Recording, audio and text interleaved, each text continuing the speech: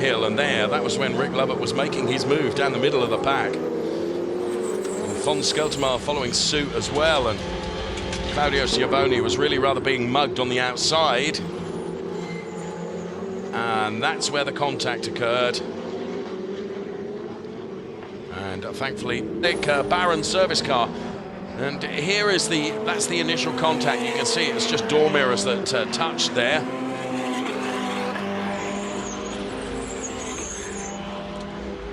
Well, for my money, Herney did very, very well to scrub off the speed going through turn one. And this was Fons coming back on Vladimir Hladik.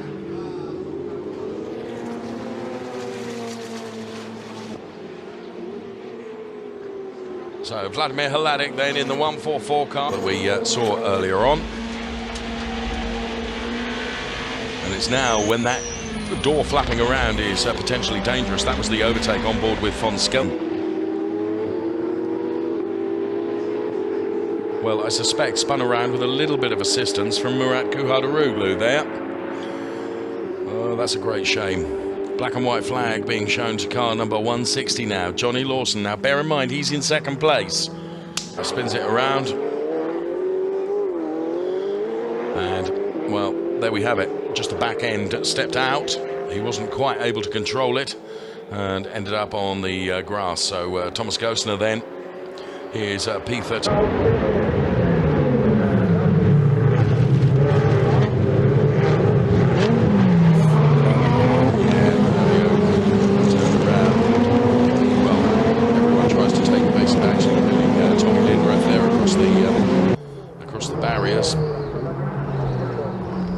See it from a different angle. Of course, you've got all this to come in your first race that's coming up in later this afternoon in Trofeo Pirelli. Von Skeltermaar, Johnny Lawson then back up to P6, but you can see he's some way down. Whoa! There's a car the back end of the car just got completely loose there. And that is a huge impact into the barriers. Now, chicane. We're not going to see that. Ooh, there was contact there. And I think from Ingvar Madsen, that was just an overtake hope too much, wasn't it? Yeah. Now, this isn't it exactly what we were saying about mounting and keeping the pressure on? Yeah. Because that's an error, isn't it? And that's a forced error right there. She is the best of the lady racers. Saw a bit of this over the course of the race. That was the number 100 car back on. Oh, and that was just a huge mistake from Tina Cogbett. She didn't know he was bouncing over the curbs, everything else, but get through there safely and then get on with the race. So that was damage on the back of the car. Yeah. Well, there wasn't it? Murat just caught him. But in fairness, that was a bit of a bold move, wasn't it, by Eric? Yeah, I don't think anyone was being malicious with that or anything. I think Eric just obviously... 6. Oh, here we go, yeah, lost the car in the braking. So Fabienne really was an innocent bystander in that. In fairness, Murat, at that point, you're a passenger, aren't you, Charlie? Yeah, it's hard to know exactly. It was obviously lost the car in the braking and... That's the order that we have at the moment, and there is that move again from Eric Chung on von Skeltermaar. And delighted to say that we're joined by Jens Liebhauser, a winner in the AM category of Ferrari Challenge Trofeo Pirelli. That's not somewhere you can overtake. Was having none of it. It was not going to be moved at all, and that was Manuela Gosner being turned around. And here we can see in replay then, Johnny Lawson had got his nose definitely in front right at the start, the dint of pole position, and then carrying too much speed. Henry Hassid with a big lock up there. Johnny Lawson went to turn in for the corner, and in fairness, I think Johnny Lawson really was denied the opportunity to turn into the corner because where he wants to turn in was full of the Henry Hassid car. And you can see the dust and various drivers choosing not to take that first chicane to avoid contact with other drivers. And there we can see in replay once again where both of them ended up not being able to make the shields by Rick Lovett. Oh, and that for the 125 car was a spin around. The 1-2-6 four-way battle actually between Skeltermar, Herney, Weiland and Schiavone, and James Weiland and Claudio Schiavone go round. Well, both of them are going to be able to do a job out front at the moment. So this was the 144 car of Vladimir Hladik, which then saw Thomas Gostner. Congratulations to Johnny Lawson. So James Weiland and Thomas Gostner then. Thomas turns in, and the gap that he's turning into is full of the 118 car of James Weiland. Suspect that will be something else that will be looked at by the race stewards come the end of the race. Turns of this technical part of the circuit, and Thomas Gostner and James Weiland getting together, and Thomas Gostner the big loser in that part because he spins around and he's on to defending very hard. As we take a look at the number 100 car spinning around. That's being driven, of course, by the lady racer Tina Koch. Barnett turned 14. Now, that would have been a battle over P3 between Eric Prinot and here we can see Vladimir Hladik then chasing down Christoph Herney. Yes, that was a big spin for Vladimir Hladik. I tell you what, he did jolly well to control that. Lots of runoff area here, of course, at the Paul Ricard circuit. Complete 360. For sure, Jon is pushing. I don't know if it's just... Come on, Manuel. Oh, no! Manuel Gostner coming back at Claudio Schiavone. And now, in that situation, Martin, did Claudio not have been... Oops. Ooh. That's Tommy Lindroth and Ingvar Mattsson. Yeah. Crash at Monza. Here it is. That's a tough one to call, Martin. It is actually really tough. It's the door is open, and the trouble is, if there is a gap there, so at the start once again, and Hasid there, and Prinot and Lawson connect. That also involves Claudio Schiavone. Let's see it from on board here. Cars going absolutely everywhere. Thomas Gostner really running out into the runoff area. And there we can see that Eric Chung collecting the Manuela Gostner car. There's Claudio Schiavone. I think that might have been Tommy Lindroth, actually. I'm not sure. No, Rick Lovett in the 112 car. It was Rick Lovett then, and Eric Chung, he does P3. In the pit lane is Claudio Schiavone, and there you can see contact between Claudio Schiavone and Thomas Gostner. Christoph Herney is no mean driver. Lots and lots of racing experience. There, you can just see the back end of the car snapped away. Now, he was actually on the tarmac at that point. Now, whether something has let go on the car, in a moment, thought for a minute he was going to control that and just power slide it beautifully around that turn. It didn't quite work. Thousands of a second between Johnny. Now, forgive me interrupting you. On a wet part of the circuit, connects with the barriers. That's a big impact for Johnny Lawson. That will bring the session to a close, and I suspect with 30 seconds left on the clock, it ain't going to restart.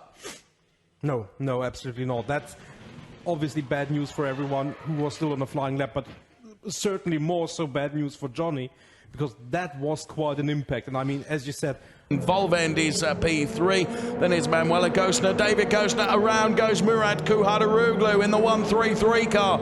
Now, that car will be beached from position at the moment. So Tadakazu then went round, connected with the barriers, Fabian Volvend, and this was where it went wrong for David Lim. Then, just as he turned in, found he'd run out of tarmac and ended up in the gravel. Good that the gravel stopped him where it did, otherwise he'd have been side on that direction, and this is how it went wrong for Claudio Schiavone, carrying too much speed into that chicane, and the car just goes around, and we can see it again from a different camera angle there as Claudio Schiavone finds himself pointing in the wrong timing line. And this in replay is Thomas Gostner taking a somewhat unorthodox entry into that chicane. 128, and here Laurent Demuse on the inside of the 127 car of Tommy Lindroth. Unfortunately, that meant the Laurent Demuse car.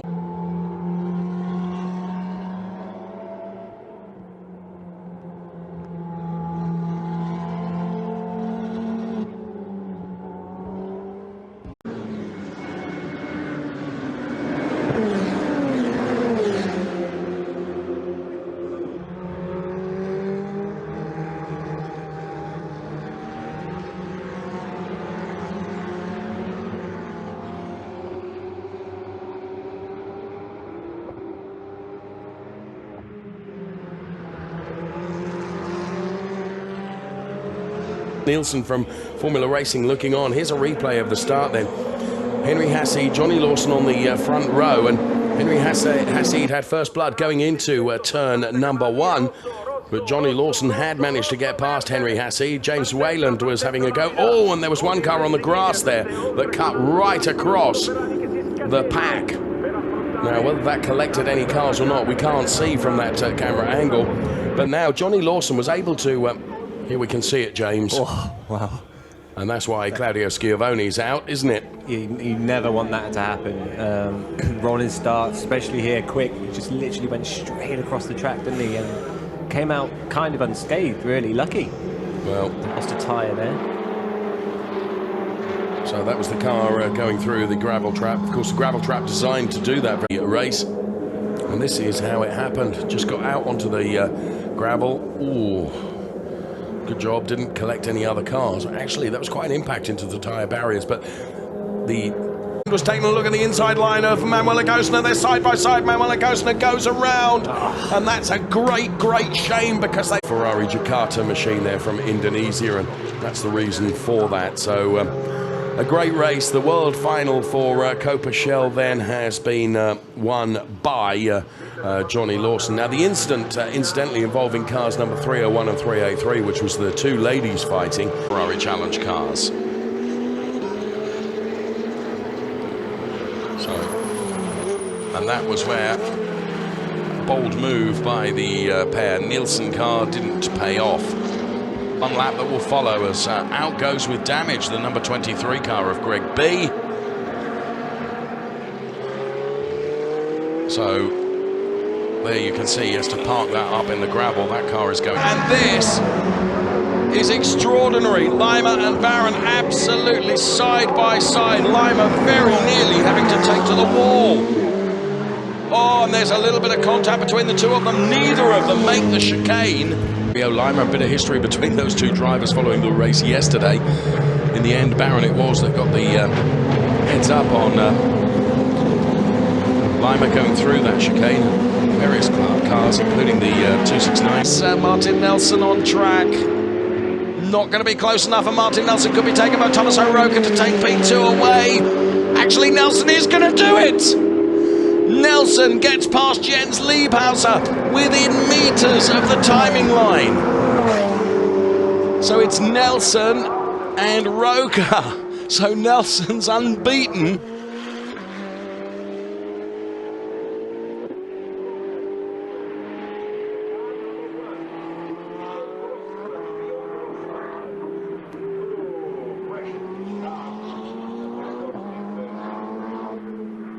Let's see what happened here. Well, to be honest, against Thomas O'Rourke, I'm not sure the gap was there for Josh really to be driving into, but he was almost on the grass as well, wasn't he? So both Joshua Cartu and Thomas O'Rourke to place to Alessandro Vezzoni. That's why Lima was on the outside of Sam Smith. Thank you, Franco, our director. So let's see that again. And Gagliardini as well. Well, that's... And here it is. So Martin on the inside, and whoa, Robin just turned in, completely unaware of the fact that Martin Nelson was there. So there it is again. And in actual fact, what that did, the Barron driver,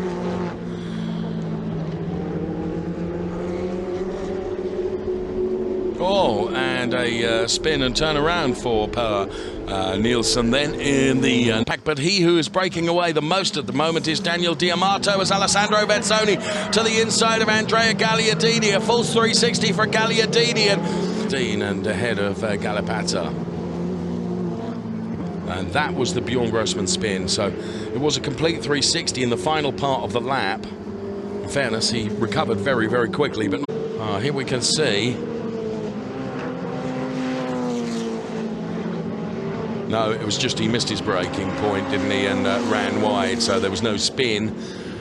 Jens Liebhauser has managed to get past Andrea Gagliardini. I'll tell you what, he's got a problem. He has got a problem. Daniel Diamato has got a problem. I saw the back end of the car stepping out. I think he's got a puncture. So now Bjorn Grossman has got to get past him here, and Bjorn Grossman could take a win. Daniel Diamato, you can see the car sliding, is trying to defend.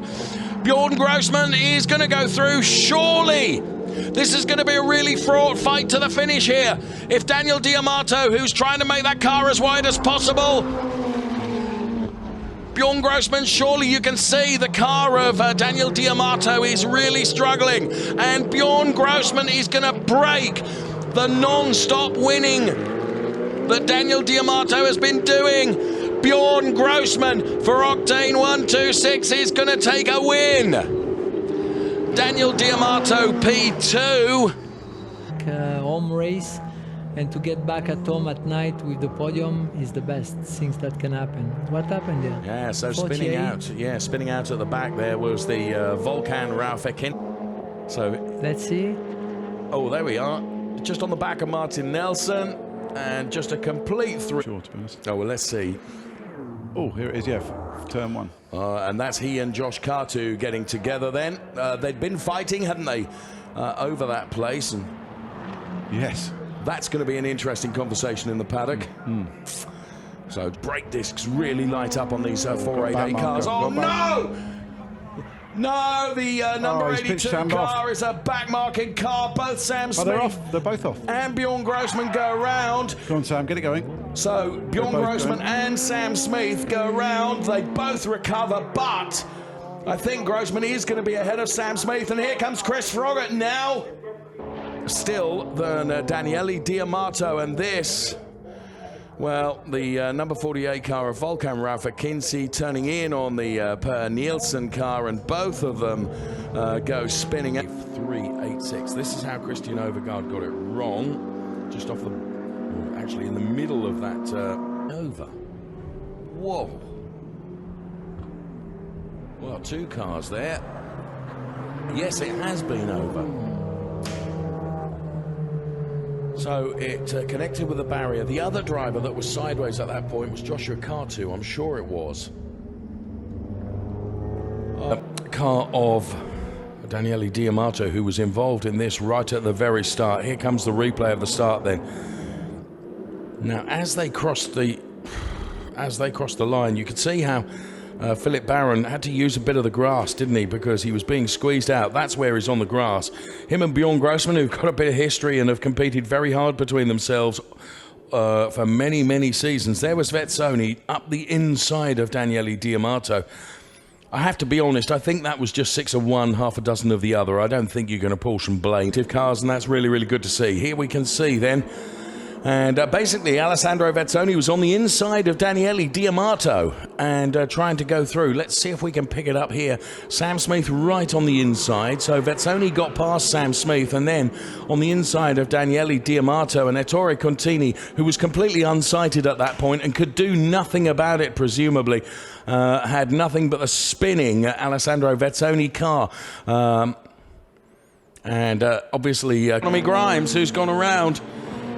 Oh, just took a little bit too much of the curb, and the back end of the car stepped out. That's a great shape. Let's see that in replay. Well, in fairness, he was under pressure from... That's inevitably just out onto the grass. Whoa, and the car just snaps away. Very little that he could do to control the... At the 3-minute signal, here comes Philip Barron on the inside of Bjorn Grossman. Going into the first turns, they're side by side. There is contact between the two of them. Bjorn Grossman trying to squeeze Philip Barron out. He's got the inside now, though. The overtake is done. Philip Barron, no! Gets turned around and spins, and an almighty crash into the barriers.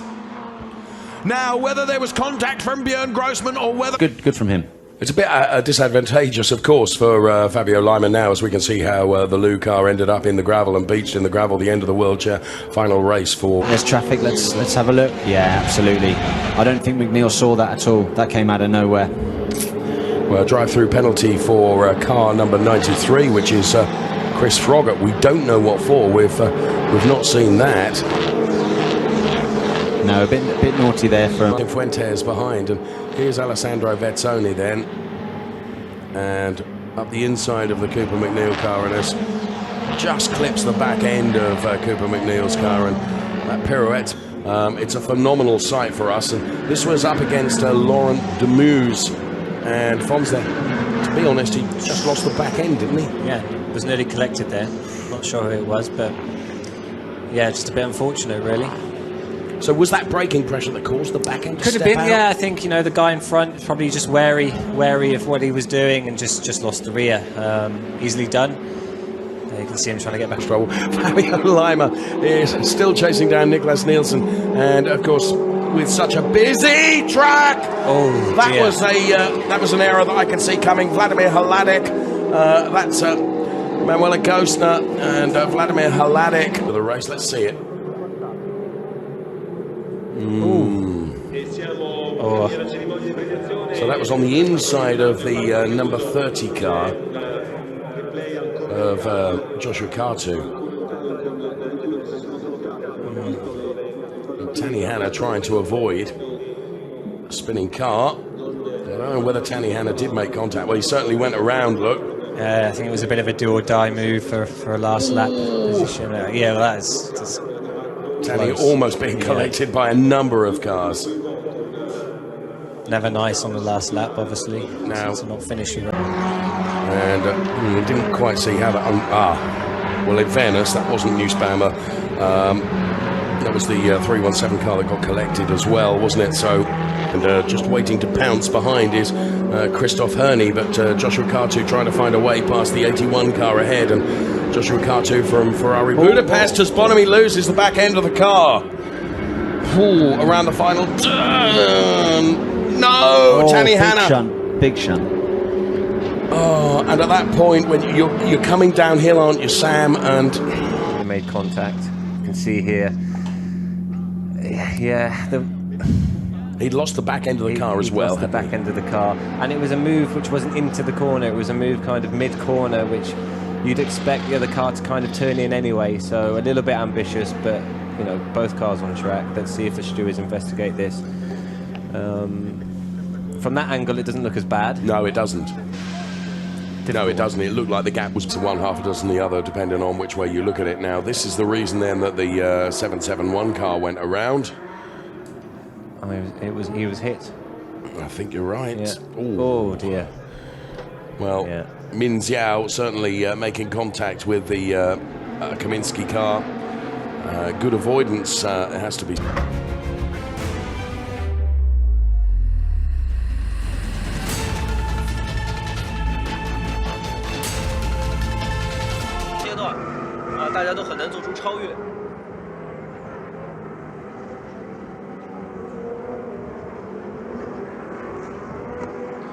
这边又是发生了事故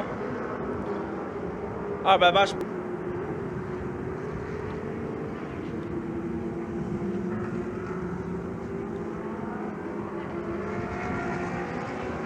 有车在赛道上转向出现了问题。我们看，连续有。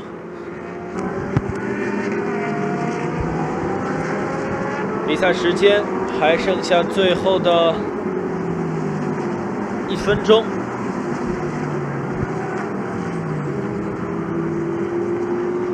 目前飞利浦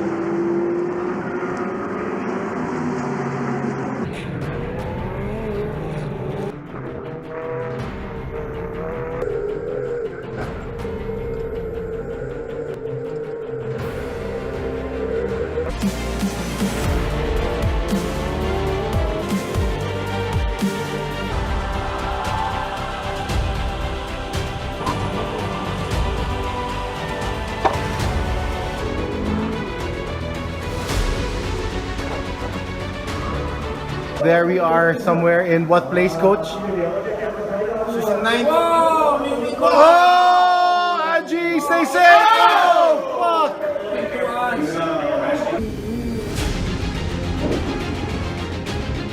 fuck! This is the replay for the start. Replay of the start, yeah, just coming up. And just look at Philip Pret on the left-hand side of the screen there.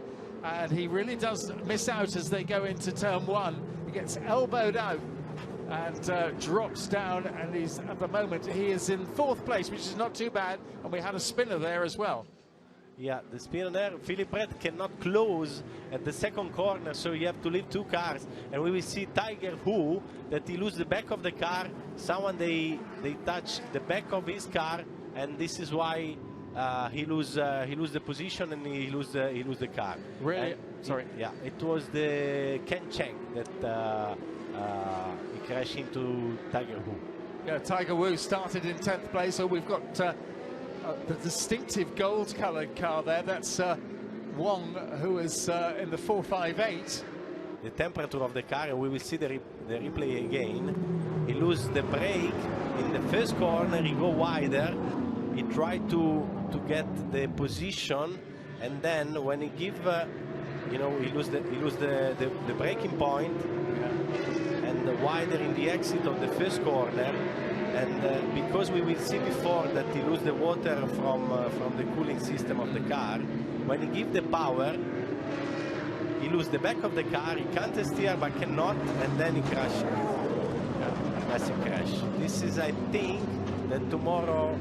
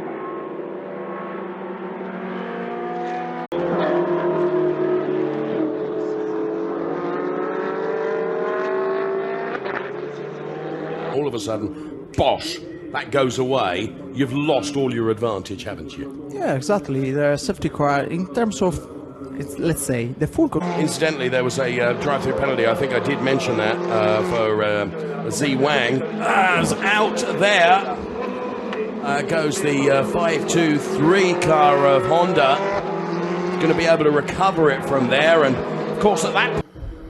And a replay of the incident that unfolded behind us. You can see one car going backwards there, then pirouetting across the track and collecting others.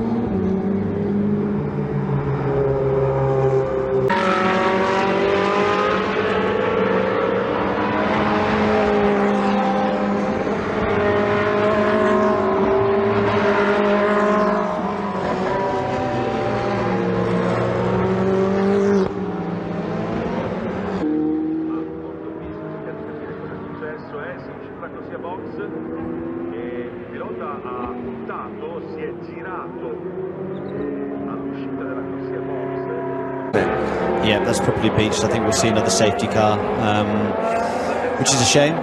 But now that was, in fairness, he was all on his own, wasn't he? Yeah, it was all on his own. Shame for the 722 car, because he kind of got caught up in somebody else's accident there. It's very, very frustrating when that happens to you.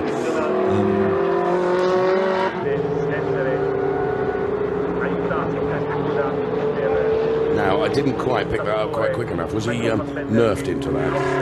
Do you know what the standard of the car is supreme, isn't it? Yeah. And that was a bold and ambitious move by Osvaldo Gao on the inside of the 433 car of Fassbender. Michael Fassbender out, unfortunately, and also through the gravel goes the 106 car of Weinberger. Peter, he did well, by the way. But now with all the cars, well, that was unfortunate.